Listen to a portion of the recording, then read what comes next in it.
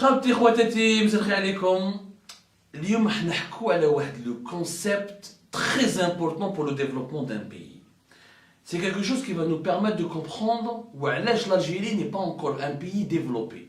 Quand je dis un pays développé, je vous l'ai expliqué déjà dans une émission précédente, le développement est purement d'abord économique et technologique.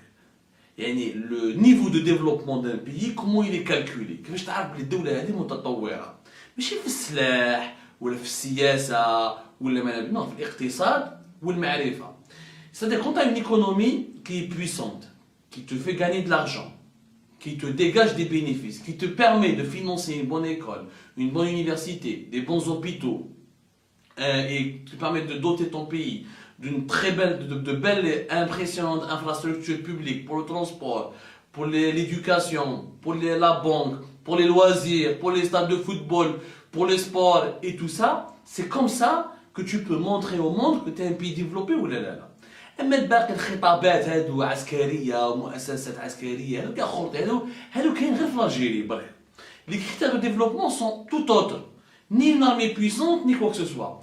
La puissance militaire est la résultante et le fruit et la conséquence d'un développement économique d'un pays qui est riche économiquement et qui peut financer une armée ou l'acquisition des armes, ou la fabrication des armes. Généralement, les pays développés, ce sont les pays qui fabriquent leurs propres armes. Pas les pays qui achètent les armes aux autres pays du monde. Non, parce qu'un pays développé, c'est un pays aussi qui est indépendant. Ce n'est pas un pays qui est dépendant. La principe, on est sciences économiques. Quel est le premier critère pour établir le développement économique d'un pays? كيفاش تعرف بلي un pays est sur la voie du développement? زمان on utilisait justement ce terme. Les années 70, les années 80, en économie, on parlait de pays en voie de développement, ou là de pays pauvres, ou là de pays moyen avancés.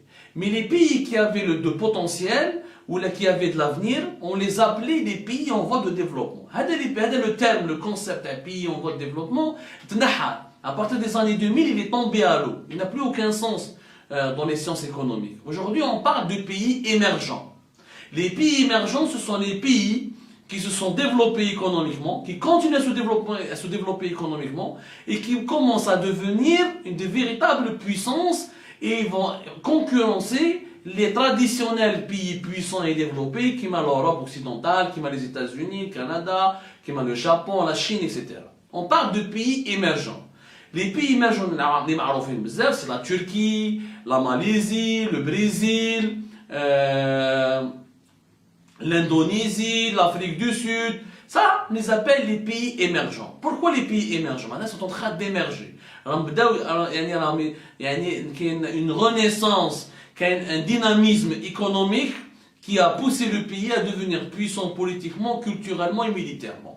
Parce que la base, encore une fois, de la puissance et la richesse, et la création de richesse, et la prospérité économique de ta population, ou de la population de ce pays-là.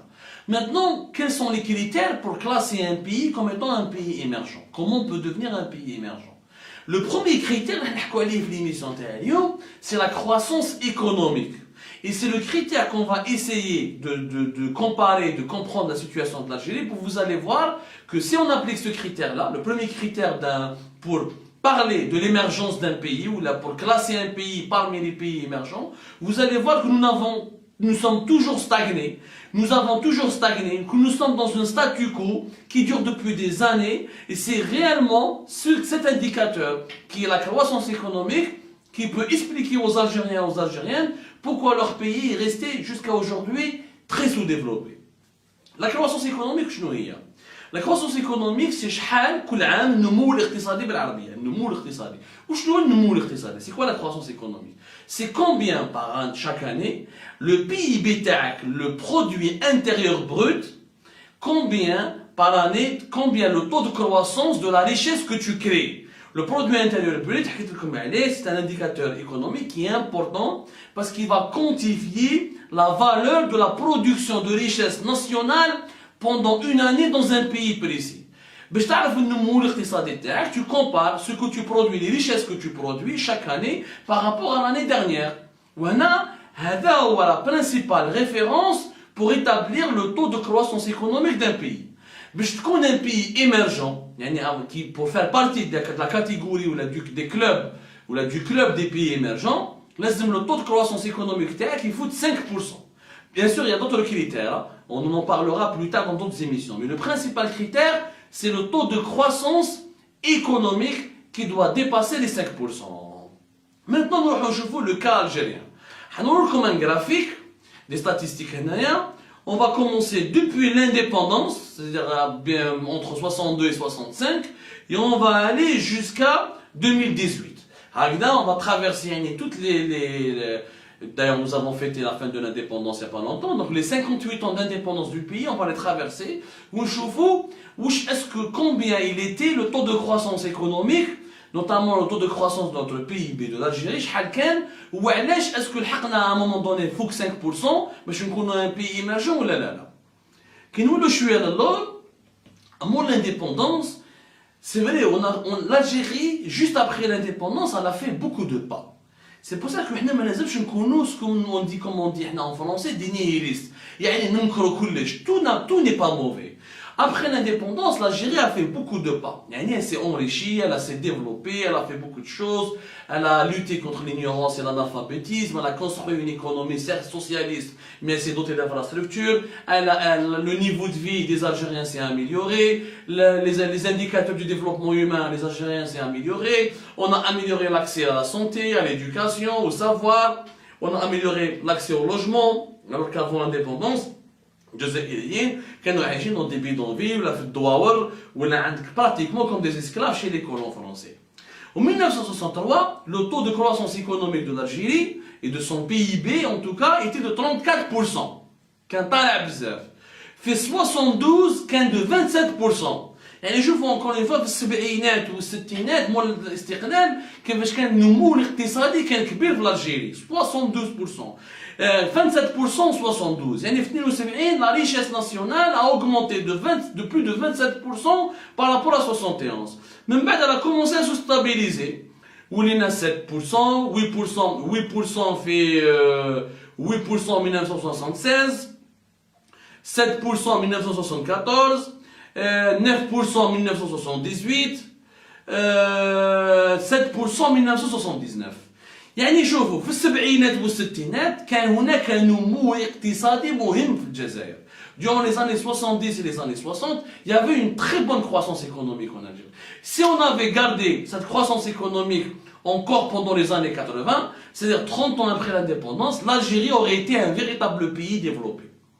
Même si elle était encore socialiste, c'était comme un pays, la Pologne était un pays socialiste. À la fin des années 80, le mouvement Solidarność, ou la démocratisation de l'Ukraine, ou la chute de la dictature communiste, etc. La Pologne a réussi à faire un modèle de transition et elle est passée d'une dictature communiste à un État démocratique moderne, et la Pologne aujourd'hui est l'un des pays économiquement les plus puissants en Europe, pratiquement 4e ou la 5e, juste derrière l'Allemagne, l'Italie, l'Espagne, c'est la Pologne que nous retrouvons. Donc la Pologne, avoir un passé socialiste, la Pologne a prouvé, avoir un passé socialiste peut ne pas t'empêcher de devenir un pays développé économiquement. Donc le passé socialiste, ما كانش يمنعنا باش نكونوا صح دولة متطورة ونكونوا un pays émergent كيما la Pologne, كيما la Turquie, etc.